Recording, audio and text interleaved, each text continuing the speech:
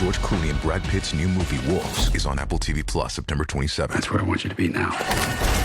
So if you want to see George Clooney and Brad Pitt, go to Apple TV Plus. You got to start the story there. Or if you want to see Brad Pitt and George Clooney, go to Apple TV Plus. I am enjoying the show. And if you want to see their new movie Wolves, You can't do it, I'm going to help you out. I can do it, so do it. definitely go to Apple TV Plus. Admit it, it's cool. Okay, fine, it was very cool. Wolves, streaming September 27th on Apple TV Plus. Rated R. Hello and welcome to another edition of the Ducks Confidential podcast. I'm James Creppy, joined as always by Ryan Clark, and we will be going over what was a dominant performance by the Ducks against Oregon State this past weekend, setting up for the first of two bye weeks in this double bye season. So a 3-0 start for Oregon and the completion of non-conference play in the regular season. And we'll take a very tangential look ahead to the start of Big Ten play and the matchup with UCLA and what is now just shy of 2 weeks from now as Oregon enters its first bye week. But first, a review of what was a truly just dominant performance pretty much from pillar to post. I mean, outside of, yes, obviously a successful first half for Oregon State's offense and a lot of things that did more or less go according to plan, some of that via some very fortuitous third down conversions and quarterback scrambles and the like. But nevertheless, a competitive game in the first half, but truly a dominant performance by Oregon insofar as not just that its offense was quite literally unstoppable, but that its defense turns things around from the couple of plays that Oregon State did make in the first half to completely suffocating in the second half in what became a 49-14 really, truly dominant performance. Is say the most lopsided version and installment in this series since 2018, which was a 40-point win in Corvallis. This is a 35-point win that very nearly could have been more, quite frankly, if the second-team offense wasn't out there late and settling for a field goal or like I say, for a couple of busted plays in the first half. It probably could have been just as dominant. What stood out to you most, Ryan, in a game and in a week where obviously there were many questions facing the O-line, how many combinations would there be, who would end up playing where, what things would look like on both sides, how would Oregon's defense handle the rushing attack of Oregon State? You got some emphatic answers in all regards. What stood out to you most? Yeah, I mean, a lot of layers to what, as you pointed out, was a dominant performance for the Ducks in this one, and something of a bounce back game for them after, they admitted they didn't meet expectations, particularly along the offensive line. But, in general, they felt like they weren't playing up to the standard those first 2 weeks in those narrow wins over Idaho and Boise State. Obviously, the first thing everybody was looking at and that led the way in setting up their offense to succeed as it did was the offensive line's play. Significantly improved up front, kept the same lineup the entire game until the twos came in when the game was in hand. So that is where everything starts for Oregon. They got a great push up front. The Beaver defense wasn't, terribly formidable, but that's a Beaver defense that came in as one of the better rush defenses in the country. So it's nothing to sneeze at that they had a strong performance against them. They were able to establish the run, have balance, give Dylan Gabriel time to throw. And I think an additional layer to their offensive success is that they were able to get Dylan Gabriel out in space, let him use his legs. We obviously saw the 54-yard touchdown run by Gabriel, but his ability to move in and out of the pocket. He had more freedom to do so, obviously, because of the offensive line, but it seemed intentional on their part to utilize that ability on the part of Gabriel to make their offense a little bit more dynamic, and it worked. And the defensive side, as you pointed out, the first half was a little tougher. Oregon State came out pretty strong and ran the ball well, as they have been known to do. Giovanni McCoy, I think, was a really dynamic, presence back there at quarterback for the Beavers, but, Oregon settled down in the second half. Its offense continued to be, as you pointed out, unstoppable. And guys like Bryce Betcher and Tatum Tuioti on the other side of the ball were able to shut down that run and allow Oregon to pull away. So, really strong performance overall, and something that I think Oregon will be happy to build on going into Big Ten play. Yeah, I mean, it's a lot will be made of just how dominant it was, and I think all of a sudden now, this is the way it goes. Look, I understand fans entirely. Things didn't start off well, so everybody flew off the handle and overreacted to two bad performances, particularly in certain positions. And we've harped on and talked about the O-line certainly ad nauseum. So with those two games, it became everything's wrong, everything's terrible. Again, all the offseason optimism and 8 months of that out the window. Now, everybody's to blame for this, get rid of this coach for that, etc. Now that you have a dominant performance and it comes in a rivalry against a team and a program that was absolutely decimated over the better part of the last 9 months, now it's how do we build this up as the enormity that it could possibly be, when in reality, if you put a different brand name on this, if this was Washington State, quite frankly, rather than Oregon State, or if this were a Mountain West team, perhaps, I don't know, let's just pick, San Diego State or Fresno State or Colorado State. I don't know. I don't know where I come up with those schools. I don't know. Maybe. Just pick a couple out of the air, since they already played Boise State after all. The billing of this dominant performance would not be a question. But because, it's a rival and it was on the road, it was really difficult. Well, obviously everything's right now. And how in the world do they not move up in the polls after this? And I get it. It's all to contextualize. Just as we talked about a little bit these past 2 weeks of, look, outside of the O-line, where there were very, very valid questions, some things weren't as bad as they were made out to be. For instance, Dylan Gabriel was completing over 80% of his passes, and we were saying people who were either pointing fingers at him or questioning his ability or anything else were way out of line, and that was not an issue, and what have you, things weren't necessarily as bad as some people were making them out to be. Conversely, this is one where, for as dominant as it was, and it was, this doesn't mean that everything is as phenomenal and outrageously awesome as you may make them out to be after a truly dominant performance against a rival. Just because it's a rival. The rival who is at a very down point, for one. Yes, the O-line did terrific. It did. And virtually no pressure at all on Gabriel or Dante Moore at the end, for that matter. Only two tackles for loss allowed. No sacks. And the two TFLs, one came on the screen to the outside, so it wasn't anything inside the box. And that was something where, look, you go, okay, well, hey, you've got to, that's not really an O-line issue per se. And then on the second one with when Jay Harris was stopped for a small loss, not a big deal. So, bottom line, the O-line did well, but the Oregon State defensive front, really the whole front seven, but especially its defensive line. I'm sorry, but not only did nobody do anything of note in the game, but you could see on the telecast, you could see in person, these sides were not evenly matched, not even close to evenly matched from a physical standpoint. They just weren't. So this is where I say, yes, they had a great day. Yes, they performed well. Pancho Iapanilaulu and Nishad Strother in particular, early on in the game, in rewatching it and going back through a lot of the plays, they both fared exceptionally well, blocked very, very well.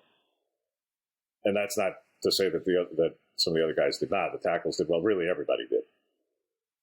But having said that, there was nobody who was going to be physically in the same universe, quite frankly, in some of these matchups.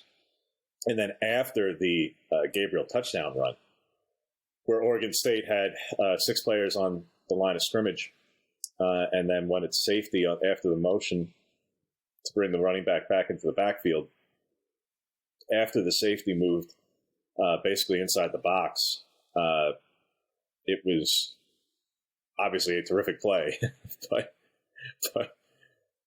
it was an easy play to read because once Skylar Thomas moved inside the box and then on the snap put himself where he did, there was no doubt that either Gabriel or Noah Whittington, if he had to pitch it, somebody was ending up in the end zone on that play. Quite frankly, there was nothing Oregon State could do about it. Like, the only way that someone wasn't ending up in the end zone on that play was if someone fell over or if Evan Stewart just made zero effort whatsoever to make a block against the outside defensive back. Other than that, there was literally no way that someone wasn't scoring because of just the numbers and where the spacing was defensively. So it's all to say, things were very good, particularly on offense. But just as for the past couple of weeks, we would point out things and say, hey, maybe not as disastrous or as bad as in any number of these areas, like some degree of context, some degree of, not being hyperbolic.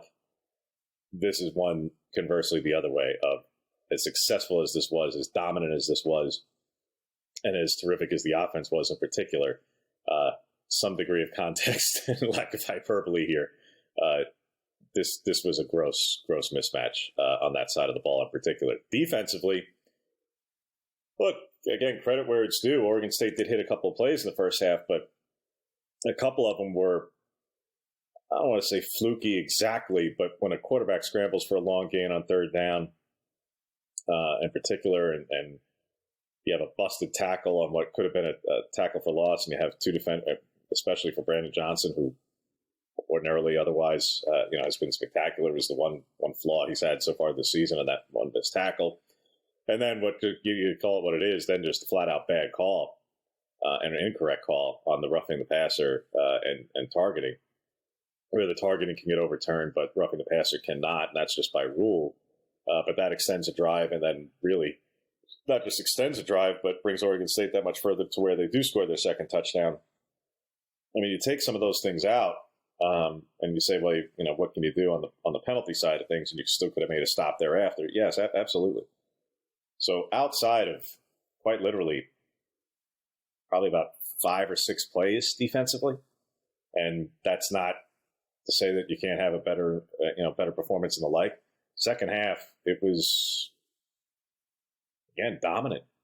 I mean, truly dominant to the point of, it's hard to really criticize a whole heck of a lot for what they did defensively. So, all in all, again, a dominant performance, but one that, just as we've talked about before, of not making more of the negatives of the first 2 weeks that certainly many fans were doing, I would not go overboard on exactly how positive this was because, yeah, look, it was not the class and caliber of opponent that is on the rest of the schedule, probably across the board. I think you'll have a greater degree of context of exactly that, possibly after this weekend, after the bye, because Oregon State plays Purdue. So that might be one of the other teams in the running, quite frankly, and Oregon State's favorite in the game. So outside of Purdue, I'm not sure there's anybody else on Oregon's schedule who will be of the same ilk necessarily by way of talent disparities.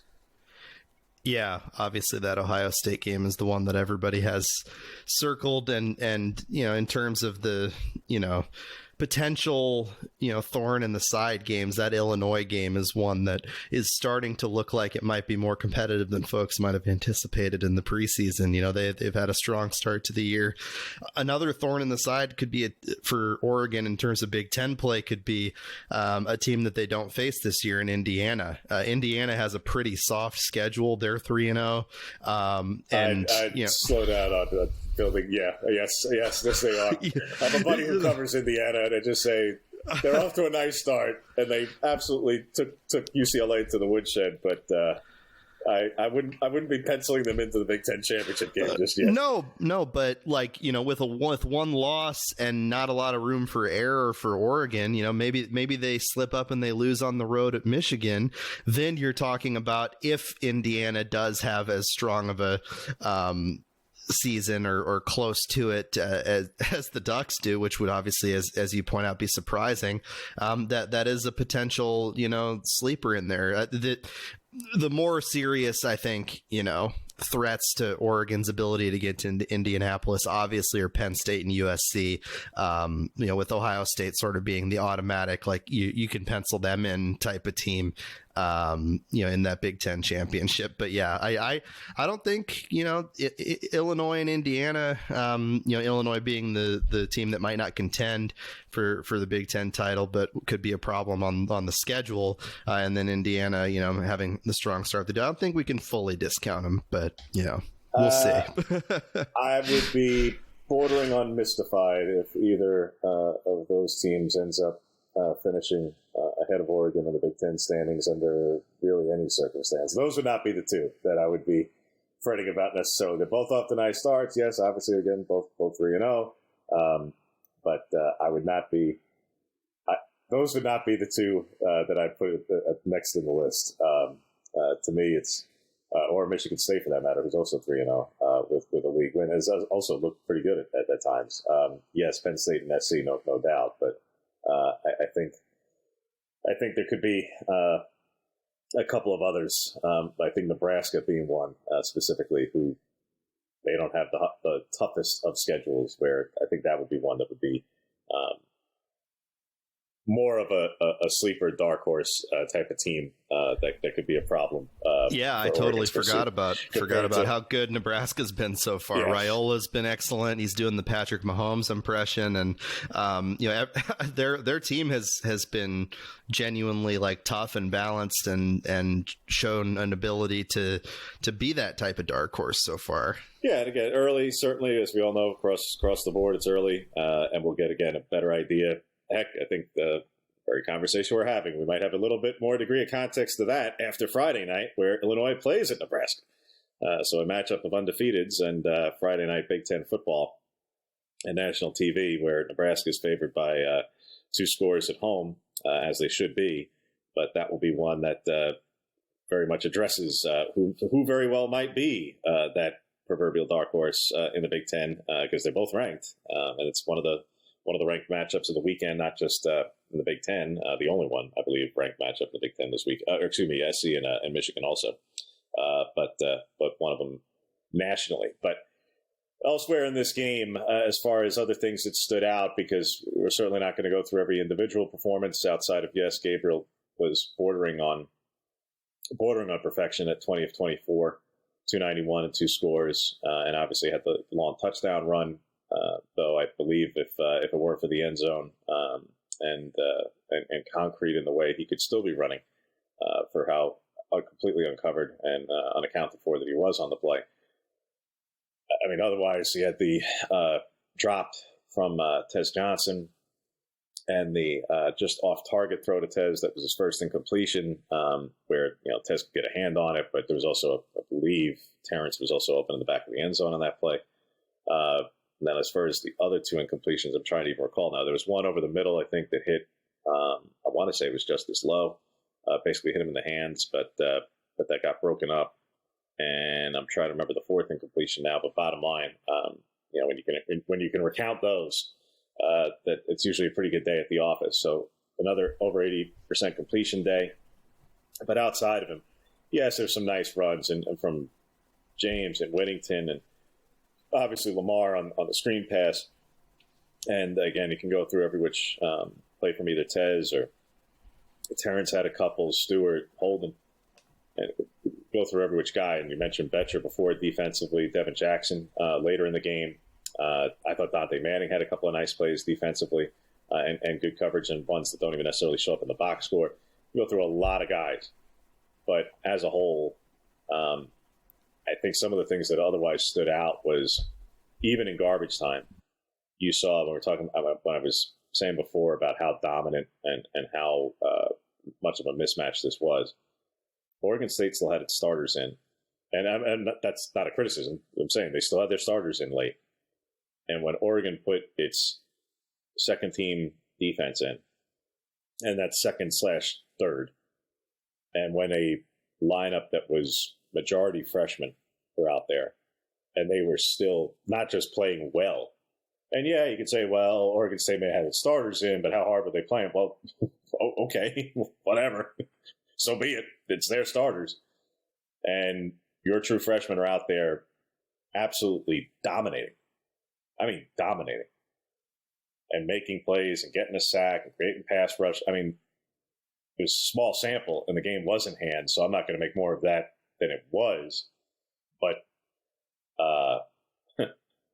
you could make an argument that in terms of dominance of play at that point, that those guys in their sample size of plays may have actually had at different times a better performance than the starters did in the first half. That's how good those freshmen were playing late in that game. Yeah, that's reassuring, right? If you're Dan Lanning, that you've recruited these guys and are developing them in such a way that they can compete with those starting caliber players regardless of opponent. And Devin Jackson, you mentioned, is another guy that stood out. Obviously, it's been tougher for the Oregon defense to not have, and we saw it in this game, I guess, in particular, to not have Jeff Boss at full strength and not be able to sort of play him as much as they'd like as he works through injury. But a guy like Devin Jackson, he looked like he was fired out of a cannon. I mean, the speed that he showed, the closing speed in particular, combined with his build like that's a guy that, he's behind a lot of talented and experienced guys, Betcher and others. But, in terms of that linebacker group, that's a guy that could really emerge this season, I feel like. Oh, he's been off to a nice start. Again, you've gotten to see a good run out of him these first three games, in part because Basa had the ankle injury there in the first game, so he's played quite a bit. He's made some plays in all phases, obviously. Again, for those who were paying attention, they obviously saw his blocking on the kickoff return against Boise State and the impact that he can have there as well. So, no, Jackson's had a very nice start insofar as making some big plays. His high moments this year are the moments that many were waiting for, or the moments that we heard about of, hey, this guy in practice, he makes some things happen now. And this is the improvement. These are the flashes that you were hearing about that you saw very small doses of last season. Now you're seeing quickly here these first three games. Having said that, there were a couple of plays in the first half particularly where Oregon State got some of its gains, where the linebacking core as a whole, not just Devin Jackson, to be clear, not just a one-player thing, frankly, Justin Jacobs.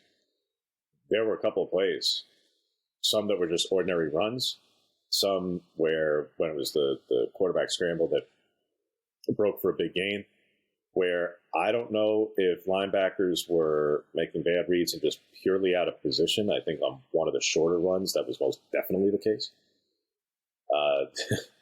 Where I thought Jacobs may have taken himself out of position on one play in particular, that did not have to be the game that it was. That the linebacking core outside of Bryce Betcher in the first half, I thought did not do particularly well. And we're talking about halftime adjustments, and then they shut down the run game. I don't think it was simply how they played the screens, though that was part of it, and a big part of it. You saw that in the second half, actually, on a stop that Betcher had, in particular, in that realm. But I thought the linebacking core outside of Betcher in the first half, and looking back at it, really did not play particularly well, quite frankly, in terms of more about making the mistakes, even if they may have gotten a tackle and ultimately been in on the play, that collectively. Now, some of it, again, may have been how they were playing it and doing, quote-unquote, what they were told, but it just wasn't quite fitting exactly correctly.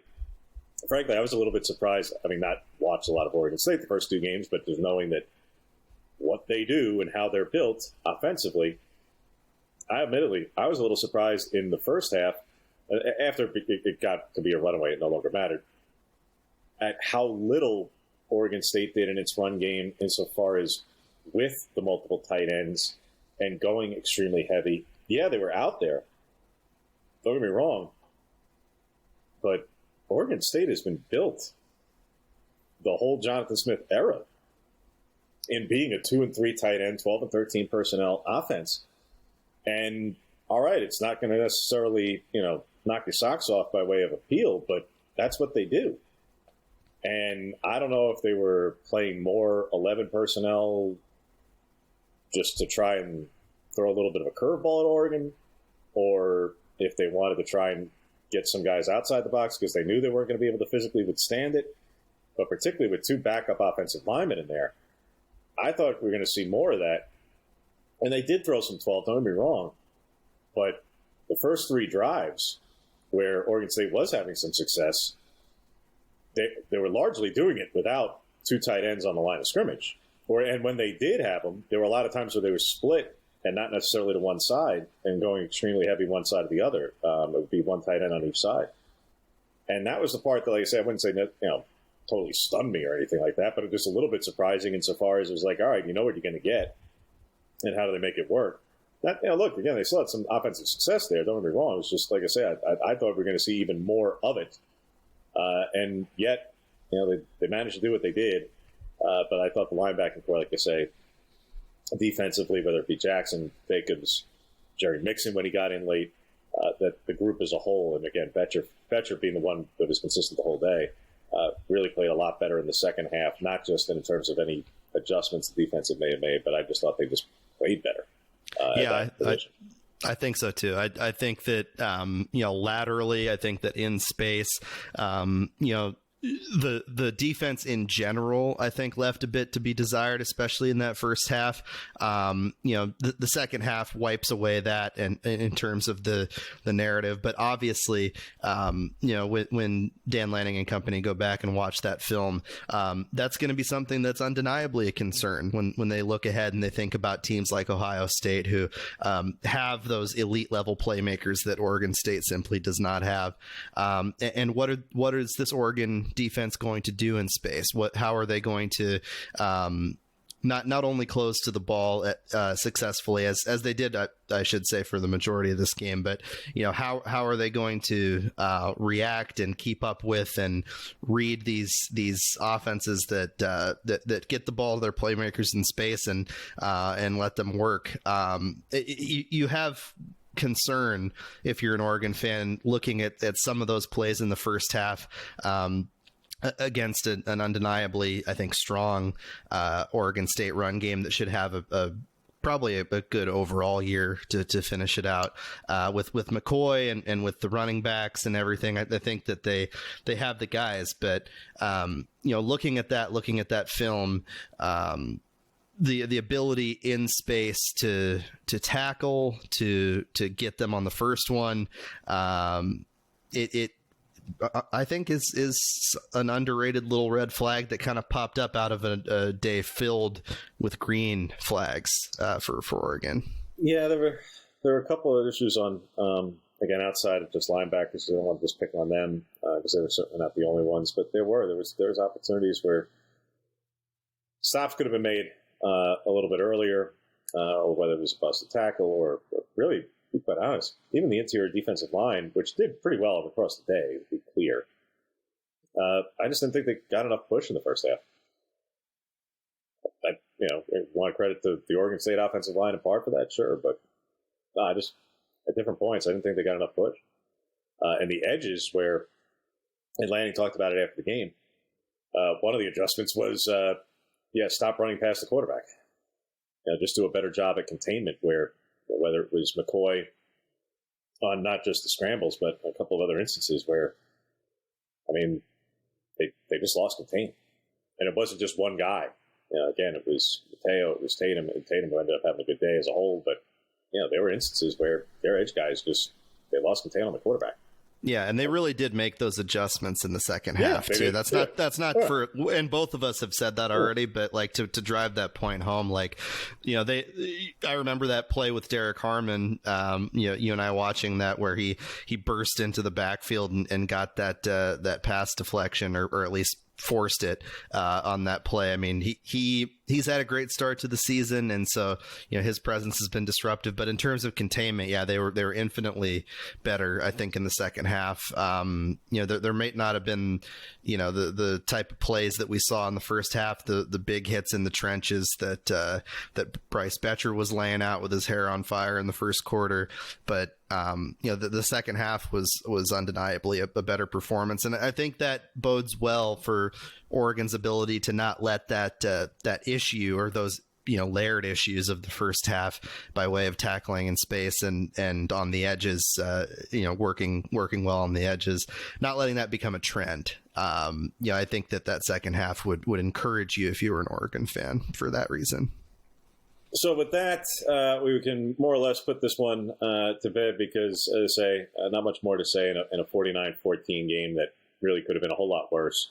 And like I say, outside of the fact that we can bill it as a rivalry and throw it into the history books, quite literally, if it were against Fresno State or Colorado State, we'd be making far less of it than it was, and that's because the caliber of competition here is what it is accordingly at the moment. So, having said that, to look ahead to not just the UCLA matchup, because UCLA plays again this week. They play at LSU. I don't imagine that will go particularly well for the Bruins. But hey, who knows? Upsets do happen in college football, I suppose. You could say this is the return of the Sissy Blue game for the home and home. For those who remember the Ed Orgeron reference there from the trip to the Rose Bowl, where UCLA did win that game. Of course, that was a UCLA team that had just a wee bit more talent than this one does. And it wasn't coming off, just getting shellacked by Indiana. But be that all as it may. Also, Brian Kelly's probably pretty tired of these stressful games. His face is.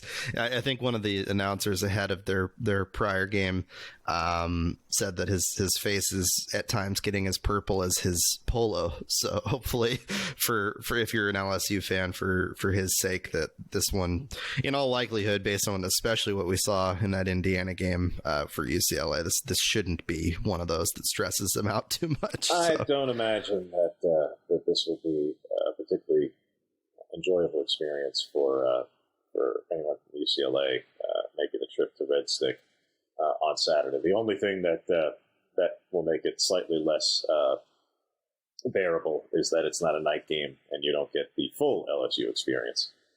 Because if it were, oh boy,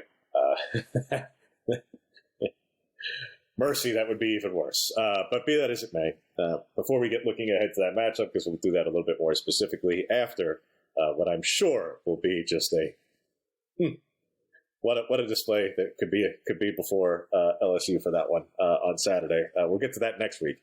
But after the completion of non-conference play and the three games as a whole that we've obviously talked about each individually, as they enter the first bye week before the gauntlet that is 8 straight weeks of a Big Ten play. Again, the only team in the league that has that, which is now our opportunity to talk about that a little bit, insofar as the highly, highly unequitable Big Ten schedule for Oregon specifically.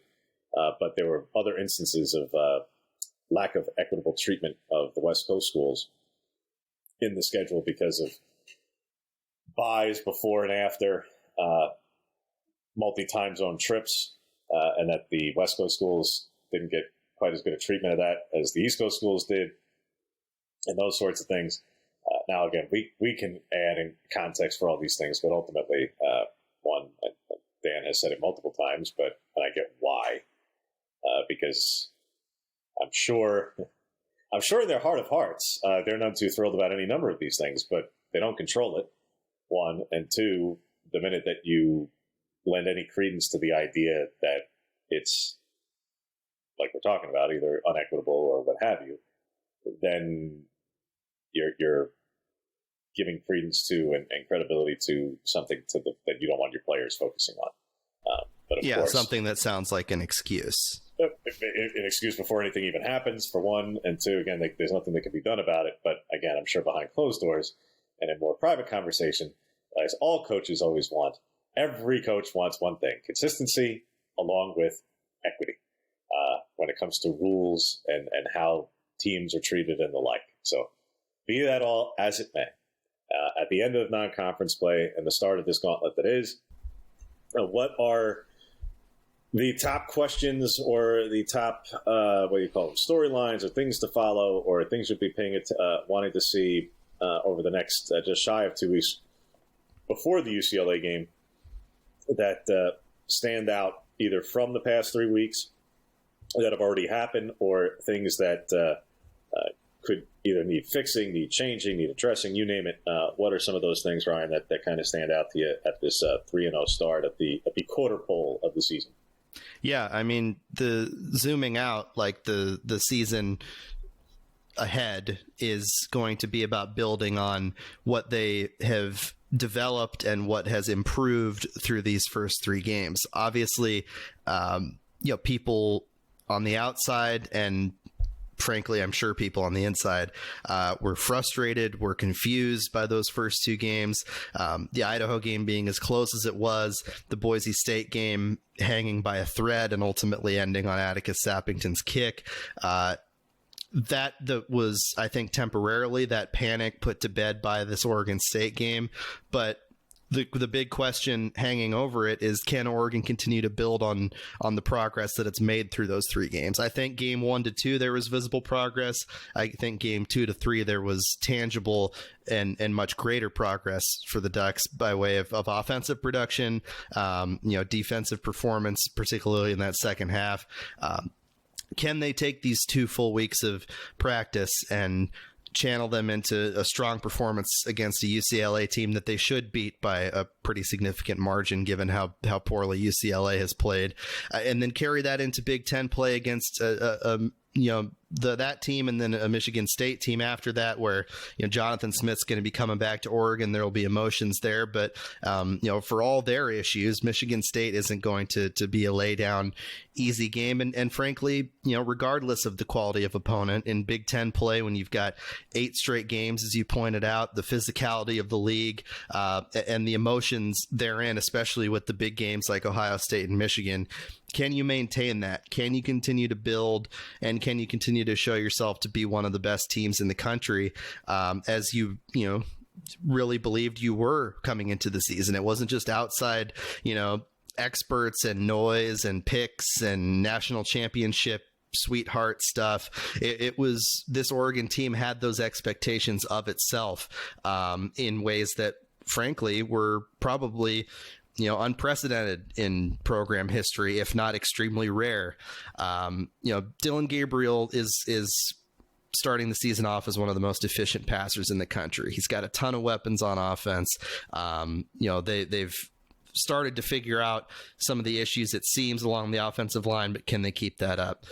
The defense, I think, started out ahead of the offense by way of collective development, but can they, shore up their issues when they face teams of greater offensive caliber?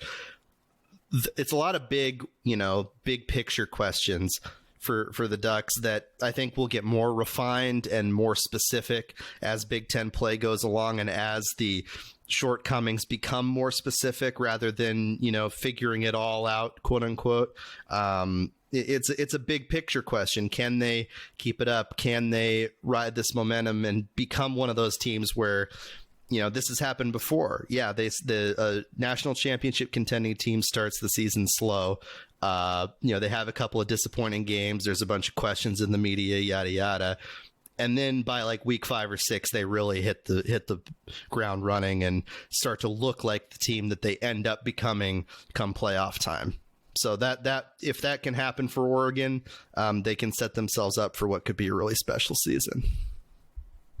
I think the injury situation, specifically in Matt Bedford, being one that still creates a little bit of uncertainty insofar as, all right, so once he gets back, and I know he played the 2 victory formation snaps, but I mean, give me a break. He didn't play this past week, okay?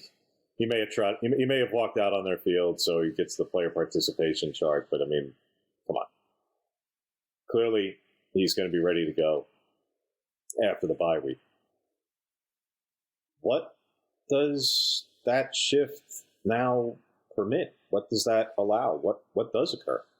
And I'm not saying that in a negative way. Just, all right, like, you just got this lineup settled for this past game. And it looked good. It didn't seem like Strother was a big gap. But Bedford is so experienced. Like how do you fold him back in and in what way? Like you're saying. Yeah, and again, it looked good. All I know is any team from here on out who's going to drop 8 and only send 3 defensive linemen into the Lions is not going to be throwing defensive linemen who have 0.0% chance of success under those circumstances. But be that as it may, yeah, what does the lineup look like? Does Strother come out, particularly after he's played well in these last 2 games? And then therefore, if he does, then Harper's probably going back to the left side, which, I mean, he may feel fine about too, but so be it. Is that the simple answer? Or is it, well, they're going to rotate a little bit because maybe that makes sense? We'll see. But that's one specifically because after we've been talking about the offensive line for the last 9 months, I don't think we're going to suddenly stop talking about it once Bedford comes into the lineup and if they rotate at all. With that, regardless of how and where he gets into the lineup and what that looks like, look, it was fine this past week. It was a non-issue. Poncho snaps is still something that we're going to have to pay attention to because it was a non-issue because there were no high, low, fumbles, bad snaps, etc. But for the sticklers out there, there still has some work to do on the snap situation.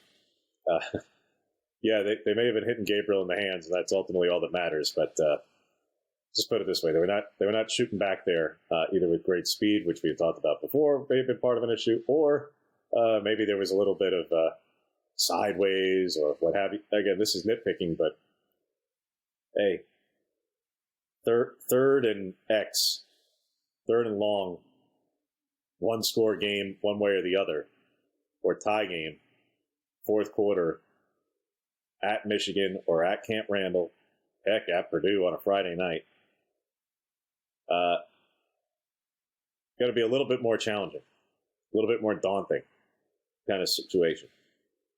You're not going to be able to rely on the fact that the building's been cleared out, by the third quarter.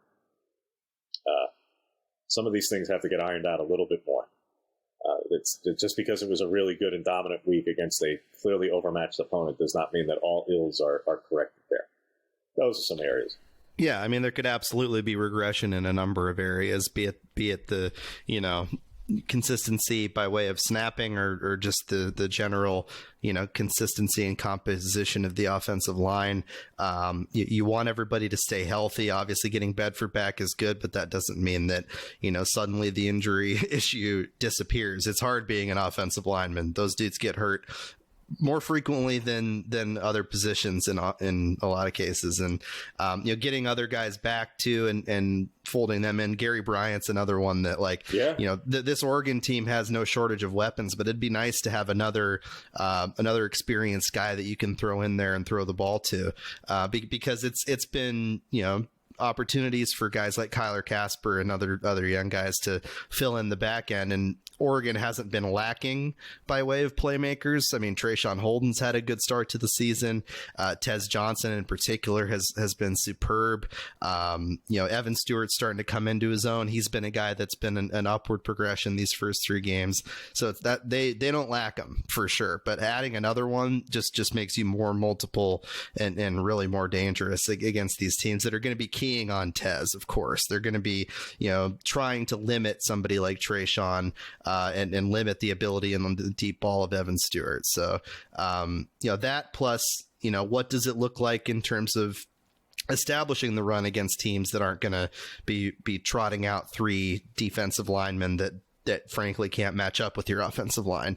What's it going to look like, obviously, against Ohio State, who has just a monstrous front 7 What's it going to look like against other Big Ten teams who might be a little underwhelming, might be, not as formidable, of course, as Ohio State. But how does your offensive line react to teams that are built well up front throughout this Big Ten schedule? I don't think that there is as big of a gap by way of physicality in the trenches as folks might think between this year and last year's Pac-12, this year in the Big Ten and last year's Pac-12. There is a gap, undoubtedly, but a lot of these guys talked before the season, and I think it was a good point that football is football, and the the differences in athletes exist between those two conferences, but I do think that this Oregon team on both ends it is built in such a way where that's not going to be something that is a shock to them, that creates, serious overmatching issues in the trenches on either side of the ball. So establishing the run, of course, is going to be the key to so much of this. Well, we'll get a little bit of a greater degree of context of what some of those potential matchups may look like, even if it's not the specific teams, insofar as the West Coast schools joining the league, because I'll say UCLA certainly got a dose of that with Indiana, an Indiana team who also had a massive amount of roster churn in the offseason, with Kurt Signetti coming in and bringing a lot of James Madison's roster with him. And again, they absolutely just pulverized UCLA. You'll get a little bit more degree of context with that this weekend as USC takes on Michigan. And SC is a road favorite, as they should be, because Michigan has looked absolutely terrible at times and has absolutely no answer at quarterback whatsoever. I'm not sure that they ever had a plan at quarterback this season with the way they've gotten off to their start. And not just by getting crushed by Texas, but looking really ugly against Arkansas State, which is not the Arkansas State of yore by any stretch of the imagination. And Washington taking on Northwestern, where that's a game where, Washington may be favored coming off a loss in the Apple Cup, but they've already lost in the Apple Cup and didn't look particularly good in the process. So against a Northwestern team who is probably one of the bottom 4 teams in the league, even if they ended off last year in a better spot than they certainly got off to it by way of a start, but probably one of the bottom 4 teams in the league still. And all right, how do the West Coast, the 2 West Coast schools who are playing the traditional Big Ten schools this week, how do they look in some of those matchups, even if Northwestern's not on Oregon's schedule, but you get a little bit of an idea of what talent disparities or not, or what some of the way they're built in the trenches or some of those sorts of things start to look like as more of those matchups start to occur. Since Oregon's inaugural Big Ten game is against UCLA, it's not really... Yeah, you're not really starting off with the old Midwest corn-fed Big Ten powers. That sort of is what it is for them. But I honestly think the conversation is sort of narrative driven in a lot of ways right now too with the Big Ten.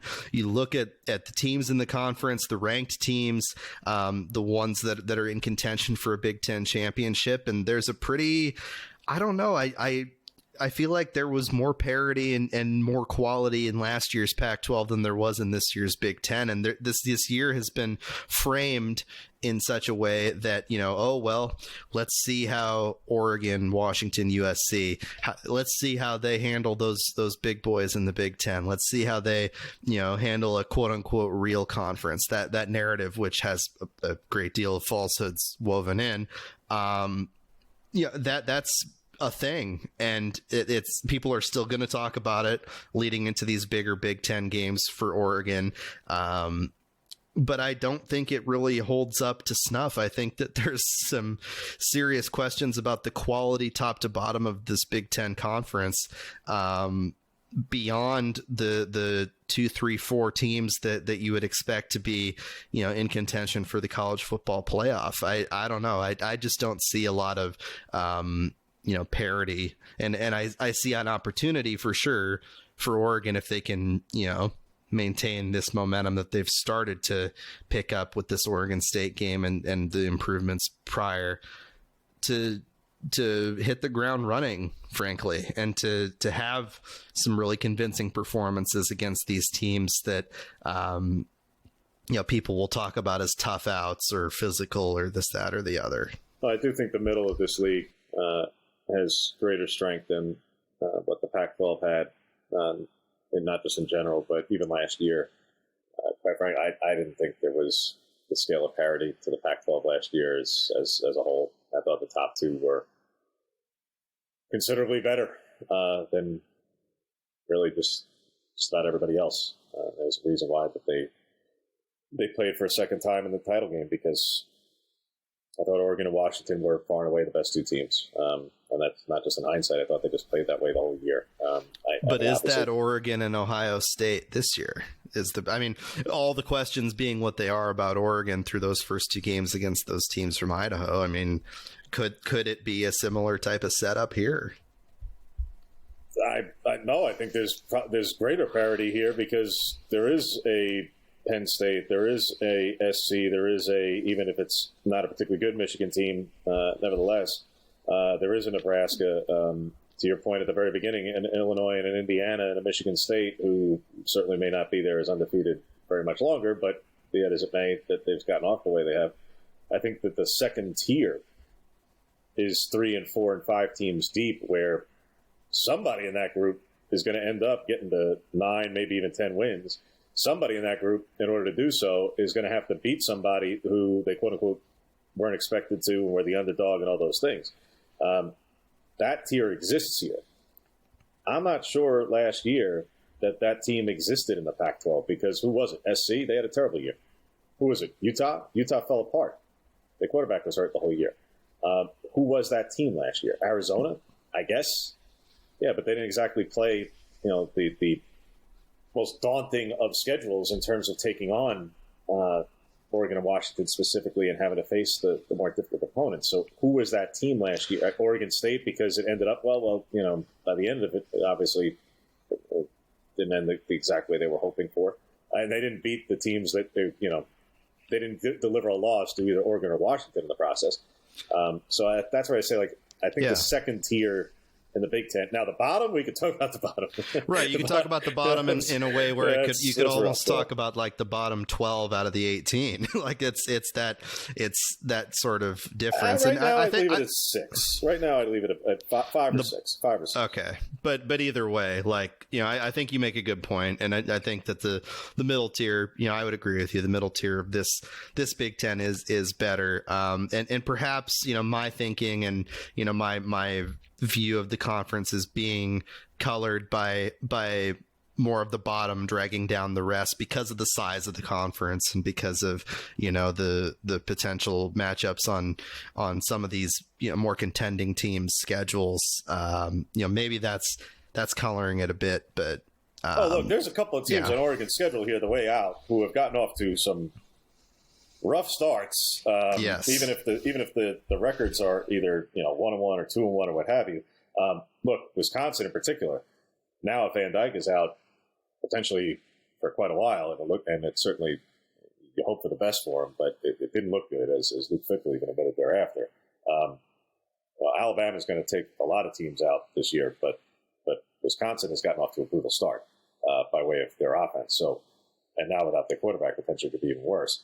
Purdue, we all knew was not going to be in a good spot. UCLA has looked brutal. So three of the bottom teams in the league are on the schedule. So while we can all make about October 12th, or make more of the Friday night Michigan State home game than it is at the moment because they've gotten off to a 3-0 start or what have you. Hey, yeah, there are also several teams at or near the bottom of this conference already who are on Oregon's schedule who are not necessarily very good and have gotten off to rough starts. Yeah, there's going to be that mix. Like I say, I think there's more parity here than in the Pac-12 even last year, where the league had a particularly good year. Having said that, to make the rest of the schedule more than just about the one game on the 12th, yeah, I do think there's still other compelling games to be had, even if by the time they get to Wisconsin, that Wisconsin could be really in a world of hurt by then. But be that all as it may. Yeah, and which Oregon too is going to show up in those games against the lower tier opponents. You don't want a repeat of what was happening against Idaho and Boise State. You want to be able to be in a position and be playing well insofar as you can take care of business in those games and not have to worry about it and stress, and can focus more of your energy and play calling and effort into it. Coaches will say one game at a time, next opponent, blah, blah, blah. But you want to be able to really focus on those big games and take care of business against the lower tier schools like a Michigan State, like a Maryland down the road, and even on the road at Wisconsin after that Alabama game. So. And there will be, for this 5 week, for Oregon's purposes, not just things that they work on and get fixed and guys get healthier and all the like. And we think a lot about Bedford because we talk about the O-line, but there are others. Yes, Ryan being one. I mean, you hit on it, Ryan. Look, they've had more targets to tight ends than anybody in the country. And they said all offseason that was going to be a point of emphasis. And, Will Stein said, I got to get Terrence the ball more. I got to get Kenyon the ball more. Pat, they're doing it. So, they're following up on doing exactly what they said they're going to do. Now that they've done it, the teams are going to start to key on that a little bit better, and some teams are also going to have better linebacking cores to match up with those guys than these first three opponents have. But be that as it may, getting Bryant back would be significant because you touched on it, Ryan, but Kyler Casper's been on the field, and Justice Lowe have been on the field. But if you didn't know they were on the field this past weekend, and they weren't in the box score, so they've trotted out wide receivers 4 and 5, and then even a couple of the freshmen, Ryan Pelham got out there late, and Dante Moore's drive. But you got to get more contributions too. They got to do more than just go out there for a drive where there's going to be a lot of running plays or what have you. You got to actually target these guys a little bit more. And getting Gary Bryant Jr. back in the fold will add to the receiving corps as another weapon. Where look, can you win with 3 primary receivers and 2 or 3 tight ends? Absolutely. Absolutely. I mean, NFL teams do this every single weekend. But you'd like to have at least a legitimate 4th receiving option at the true receiver spot. And, having that back would be significant. Defensively, whether it be Cam Alexander, who you got to see a little bit of once the twos got in defensively, the first time that you really got a chance to see him very much. But there's some guys who got to get, like I say, we're either nicked up or coming off some minor things, whatever the case is, or Bossa in particular, who's obviously coming off the ankles where he's been quite limited. So any time that he can be afforded these next couple of weeks to recover a little bit will be significant. But there are some areas there. And yes, particularly in run defense, whether you talk about a little bit in space or just in general, that whether it be the Boise game or the first half of this past game, that there are some things that this defense is. It may be improved, it may be better, it may have areas where it's made either significant strides or is off to a great start. Talking about disruption in the passing game and passes defended, they're off to a spectacular start in that regard. Absolutely outrageous, quite frankly.